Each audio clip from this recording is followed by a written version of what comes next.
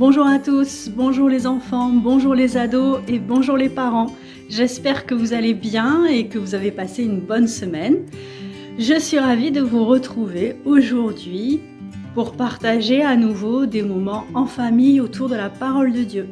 Et aujourd'hui, nous continuons à découvrir tout ce que nous apprend le livre des Proverbes. Et ce matin, nous allons parler de la jalousie. Alors justement, la jalousie, c'est quoi? Comment ça vient? Comment on sait qu'on est jaloux? Est-ce que c'est bien? Est-ce qu'on peut s'en débarrasser? Et puis, que dit la Bible à ce sujet? La jalousie, c'est être envieux, être soupçonneux.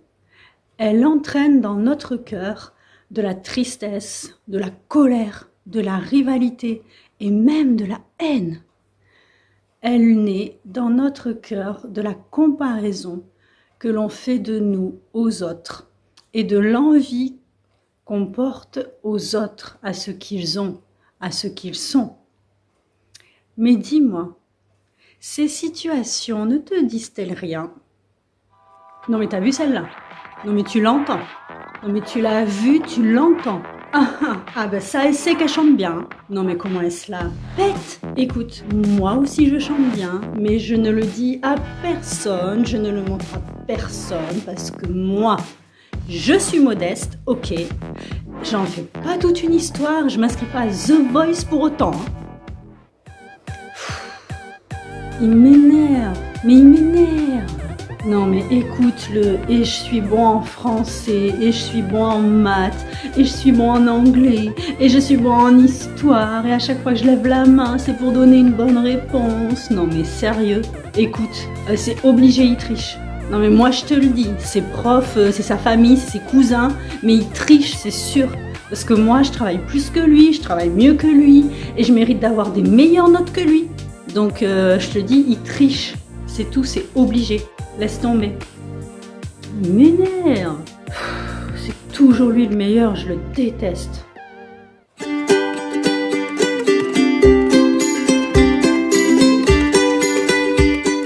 Nous allons voir aujourd'hui, dans la Bible, l'histoire de quelqu'un qui a été jaloux, qui a eu son cœur rempli de jalousie. Et jusqu'où cela l'a entraîné. Connais-tu l'histoire du roi Saül et de David, le jeune berger?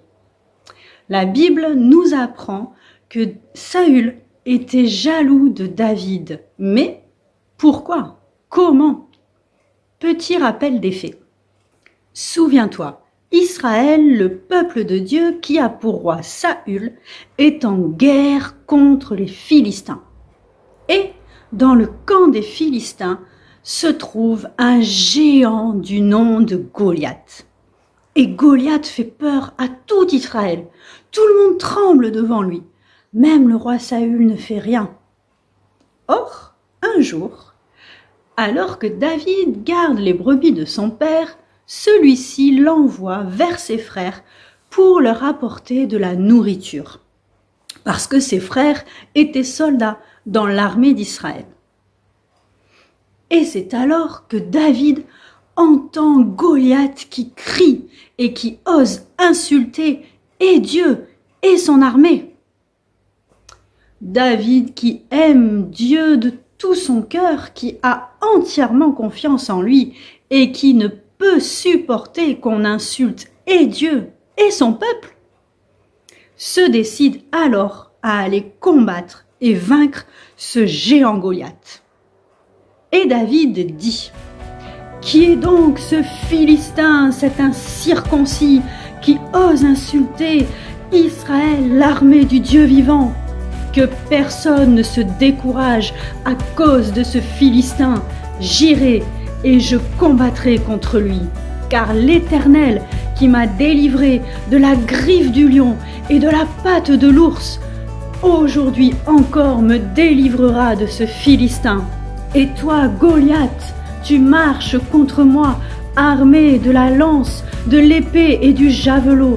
Mais moi, je marche contre toi, au nom de l'Éternel des armées, du Dieu d'Israël, que tu as insulté. Et toute la terre saura qu'Israël a un Dieu, car aujourd'hui, l'Éternel te livre entre mes mains, car la victoire appartient à l'Éternel. » Et David court vers Goliath seulement avec 5 pierres dans sa poche et sa fronde de berger à la main. Il met une pierre dans sa fronde, il tire et la pierre vient s'enfoncer dans le front du géant Goliath qui s'écroule et qui meurt. Et Israël a gagné cette bataille ce jour-là contre les Philistins grâce à David. Tu peux lire cette histoire dans 1 Samuel chapitre 17. La Bible nous apprend aussi qu'à partir de ce jour, Saül a voulu garder David à ses côtés. Dans 1 Samuel chapitre 18 verset 5, il nous est dit que David allait et réussissait partout où Saül l'envoyait. Saül le plaça à la tête de ses gens de guerre et David plaisait à tout le peuple, y compris aux serviteurs de Saül. Un jour, alors que David et Saül revenaient victorieux d'une bataille, on entendait ces cris et ces chants autour d'eux, les femmes chantaient. Saül a frappé ses 1000 et David ses 10 000. Saül fut très irrité dans son cœur et cela lui déplut fortement. Il dit « Quoi ? C'est à David que l'on donne les 10 000 et c'est à moi que l'on donne les 1000. Il ne lui manque plus que la royauté. » Et Saül regarda David d'un mauvais œil à partir de ce jour et dans la suite. Et justement, la suite nous apprend qu'à partir de ce moment, Saül a eu de la haine dans son cœur contre David et qu'il cherchait même à le faire mourir. Car la Bible nous apprend, il est écrit dans le livre des Proverbes, au chapitre 6 et au verset 34, que la jalousie met un homme en fureur et qu'il est sans pitié au jour de la vengeance. Or Saül a laissé son cœur se remplir de jalousie et cela a entraîné de la haine, de la colère, de la tristesse même, parce qu'il était jaloux de David et de sa réussite. Alors que Saül, il était le roi, il était le chef, il avait tout pour lui, il avait tout ce qu'il voulait. Mais à cause de sa jalousie, il est devenu un homme agité et méchant.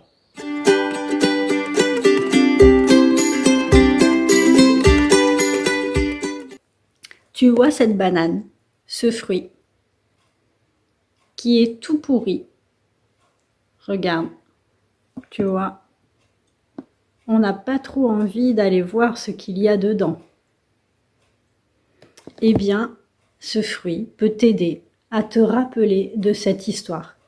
Car comme cette banane est devenue toute noire et que le fruit est devenu pourri, eh bien la jalousie dans le cœur de Saül a fait que son cœur est devenu tout noir, parce que la jalousie a pourri son cœur. Mais alors, dis-moi, est-ce qu'il y a une solution ? Comment faire pour ne pas être jaloux ? Comment s'en débarrasser ? Est-ce qu'il y a un remède ? Qu'est-ce que nous dit la Bible à ce sujet ? La jalousie vient dans notre cœur parce que l'on regarde les bénédictions que les autres ont, les bénédictions que Dieu donne aux autres, au lieu de regarder à ce que Dieu nous donne. Et au lieu de regarder à ce que les autres ont, font et disent, il vaut mieux regarder à ce que Dieu nous donne, ce que Dieu fait pour nous et ce que nous, on peut faire pour Dieu, ce qu'on peut dire pour lui, ce qu'on peut dire de lui. Tu sais, dans cette histoire, Saül a oublié qu'à la base, Dieu l'avait choisi pour être roi d'Israël. Quel dommage! Et dans cette histoire, on voit également que David a toujours été bon et respectueux envers Saül, malgré toute sa méchanceté. Dans le cœur de David, il y avait de l'amour, de la bonté, de la patience, du respect, tout simplement parce que David aimait Dieu. Et son cœur n'était pas jaloux, contrairement à celui de Saül. Et toi, dans ton cœur, qu'est-ce qu'il y a ? Tu vois ce fruit qui n'est pas complètement pourri. Si j'enlève le bout qui est pourri, même regarde ce petit morceau, tout le reste du fruit est beau. Et je peux le manger. Je peux manger tout le reste du fruit une fois que j'ai enlevé ce qui ne donnait pas envie. Eh bien, dans ton cœur, c'est exactement pareil. S'il y a de la jalousie, si la jalousie commence un peu à noircir ton cœur, à le pourrir, demande à Jésus de l'enlever et il le fera. Et alors ton cœur deviendra comme ce beau fruit qui donne envie et qui n'a aucune tache. Ton cœur, si tu le demandes à Jésus, sera rempli d'amour, de bonté et de reconnaissance parce que Jésus aura répondu à ta prière. Jésus est venu pour qu'il n'y ait plus de taches dans ton cœur, comme ce fruit qui donne envie. Toi aussi, tu peux donner envie au lieu d'envier les autres. Et toi, que choisis-tu? Veux-tu envier les autres ou donner envie aux autres? Tu sais, tout à l'heure, j'ai dit que Saül avait oublié que Dieu l'avait choisi. Et sais-tu que toi aussi, Dieu t'a choisi? Dieu nous aime tellement que, déjà pour commencer, il nous a donné Jésus pour nous sauver. Et ça, c'est bien la chose à ne jamais oublier. Dieu nous aime tous, chacun comme on est. Et Dieu nous a choisis. Dieu t'a choisi, toi, tel que tu es, avec ce que tu es, ce que tu as, ce que tu peux faire. Dieu prend soin de chacun d'entre nous et il nous aime tellement qu'il a prévu un rôle et une place pour chacun. C'est pour cela qu'il n'est pas nécessaire d'être jaloux des autres, de ce qu'ils ont, de ce qu'ils font, de ce qu'ils sont. Parce que toi aussi, Dieu te bénit. Toi aussi, Dieu t'aime tel que tu es et Dieu aussi te donne quelque chose pour le servir. Si parfois on est jaloux de ce que les autres ont, n'oublie pas que Dieu prend soin de toi et que Dieu te bénit à toi aussi, qu'il veut répondre à tes prières et qu'il veut te donner tout ce dont tu as besoin. Si on est jaloux de ce que les autres sont ou font, il ne faut pas oublier non plus que nous aussi, Dieu nous a choisis et qu'il désire qu'on soit à son service tel que l'on est et avec ce que l'on peut faire. La Bible nous dit dans Éphésiens chapitre 1er verset 3 « Loué soit Dieu qui nous a comblés de toutes sortes de bénédictions en son Fils Jésus. » Tu vois, Dieu nous donne tout ce dont nous avons besoin et Dieu nous bénit chaque jour et prend soin de nous chaque jour. C'est le désir de son cœur. Et c'est pour cela que je t'invite à finir ces moments en remerciant le Seigneur. Au lieu de jalouser, il vaut mieux remercier. Remercier le Seigneur pour tout ce qu'il est, pour tout ce qu'il fait, pour tout ce qu'il nous donne. Parce qu'il y a plein de raisons de remercier le Seigneur. Alors je te propose de finir ces moments en famille ou tout seul dans ta chambre en priant et en remerciant le Seigneur. Car il y a 1001 raisons de dire merci à Jésus. Merci parce qu'il nous aime, parce qu'il nous a sauvés, parce qu'il prend soin de nous, parce qu'il nous a créés, parce qu'il est merveilleux, parce qu'il est patient, parce qu'il est bon, parce qu'il nous donne une église, une famille, des amis, il nous donne la santé, il nous donne un toit sur la tête, de la nourriture dans notre assiette, plein et plein et plein de choses et de raisons de remercier le Seigneur.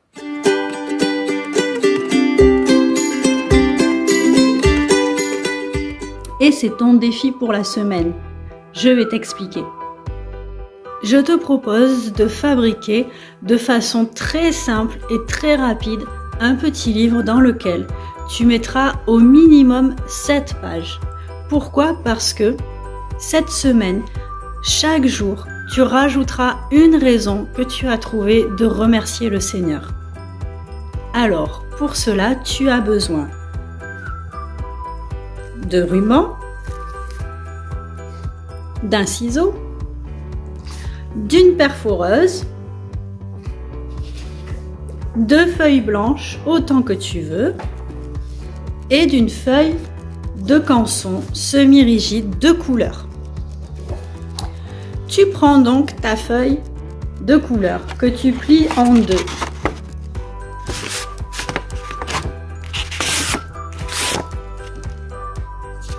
Et tu fais pareil avec les feuilles blanches.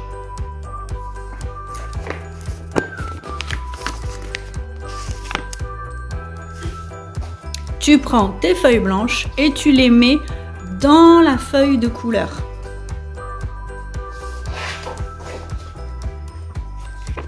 Comme ceci. Tu les mets bien au milieu. Voilà. Et ensuite, tu prends ta perforeuse ou de quoi faire un trou. Alors si c'est un couteau pointu, tu demandes à papa et maman, ne va pas te faire mal. Et tu fais un trou en haut et en bas.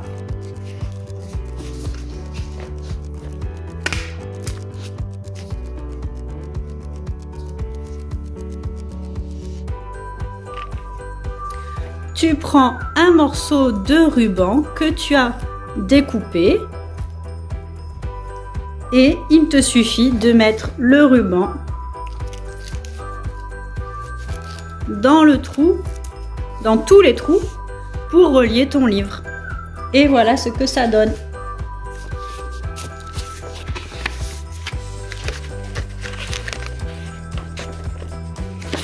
Bien sûr, tu peux le faire de façon encore plus jolie que moi.